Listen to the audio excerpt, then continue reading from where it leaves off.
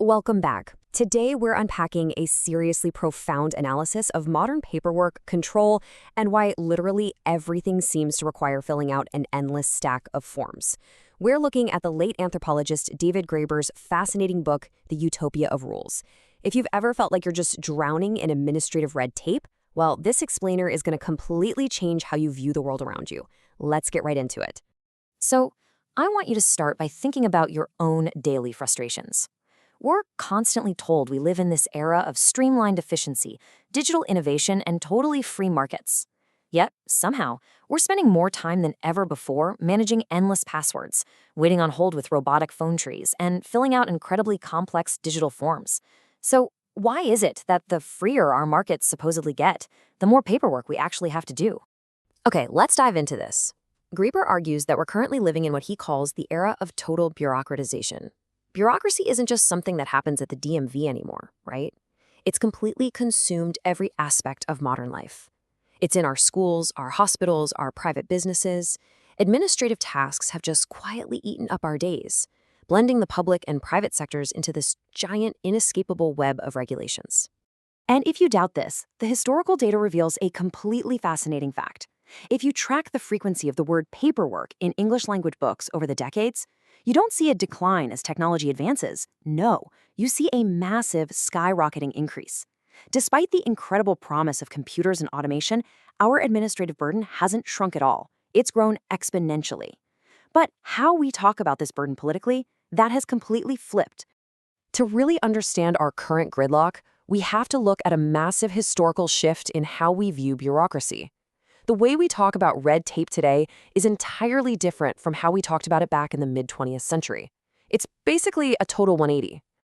What's truly fascinating here is the side-by-side comparison of political rhetoric. Back in the 1960s, it was actually the political left that led the charge against bureaucracy. They saw it as this soul-destroying conformity, right? They pushed back against the gray functionaries of both capitalist and socialist regimes in favor of individual expression and spontaneity. But over time, the political right essentially co-opted that exact anti-bureaucratic sentiment.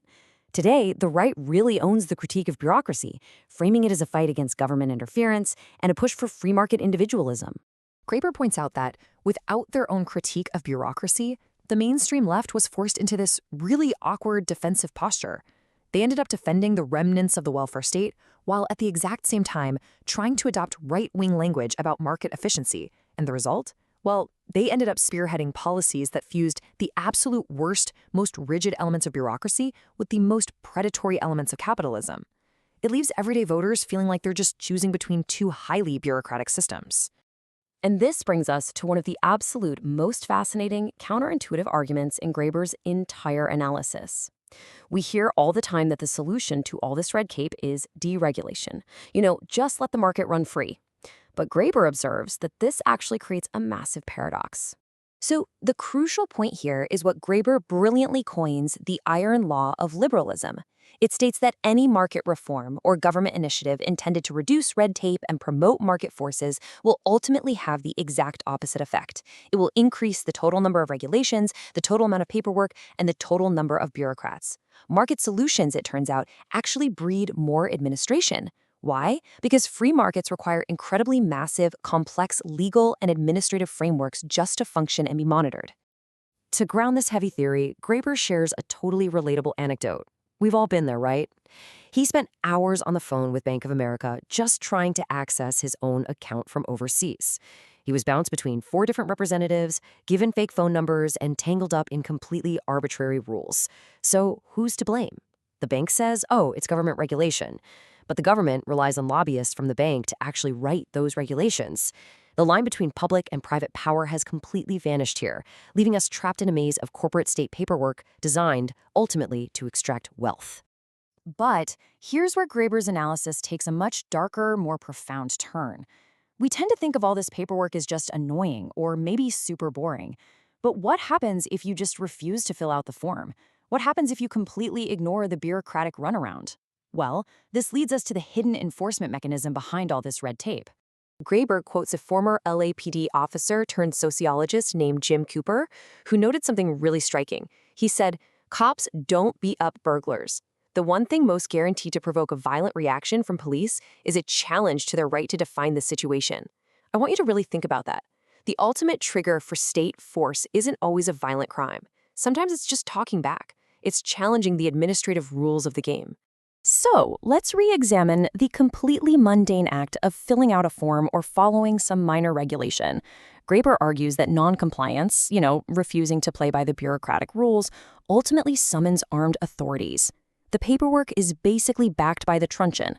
The bureaucratic system only functions because everyone implicitly understands that defying it eventually leads to physical coercion. Essentially, Graeber asserts that the modern state uses bureaucracy to enforce political control. The state imposes impersonal rules on everyday life, where you can build, what you can sell, how you can operate.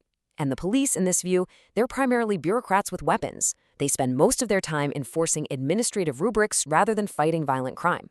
If you challenge the rubric, you face the force of the state. It's really that simple. And that brings us to the psychological toll of this entire system. Have you ever wondered why dealing with these forms makes you feel, foolish? Why dealing with a massive corporation or a government agency feels like talking to a brick wall that literally refuses to understand basic logic? Graeber introduces this dense anthropological concept called structural stupidity. But simply put, it's the willful blindness and absurdity that occurs when highly unequal social situations are managed by the threat of force. Because the bureaucracy holds all the power and is backed by the state, it doesn't actually have to try to understand you. You have to do all the mental gymnastics to try and understand it. And this brilliantly illustrates who actually does the mental work in our society. Just look at the dynamic. Step 1. Powerful elites create overly simplistic, one-size-fits-all schemas. Step 2.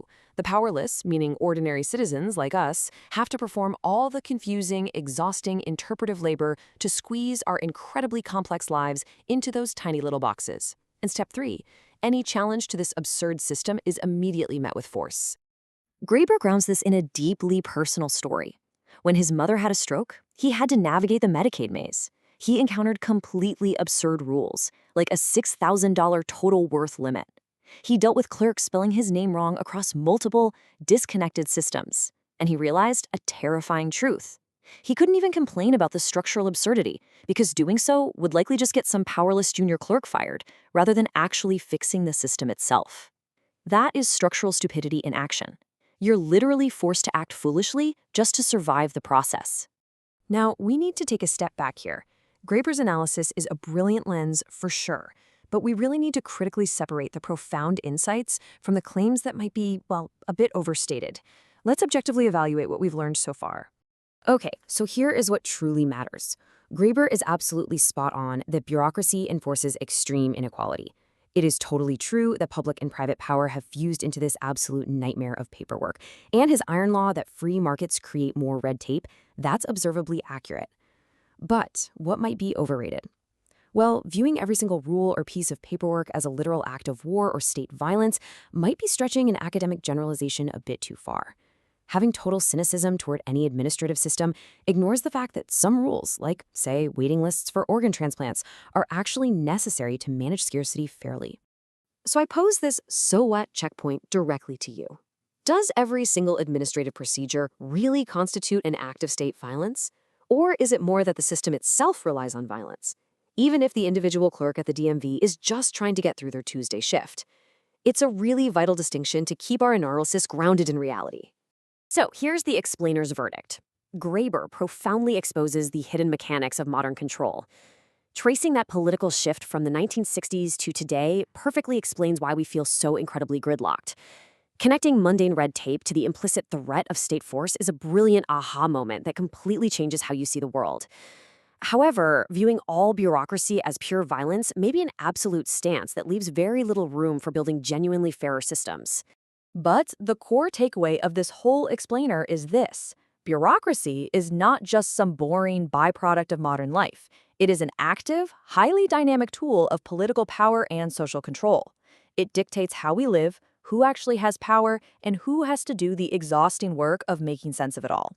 Seriously, remember this the next time you're stuck in line at the DMV or fighting with your insurance company. I'll leave you with this final, truly provocative thought. If our paperwork is ultimately backed by the threat of state force, and if free market reforms only end up creating more paperwork, How do we even begin to imagine a genuinely less bureaucratic world? What would a society that relies on human imagination rather than rigid administrative schemas actually look like?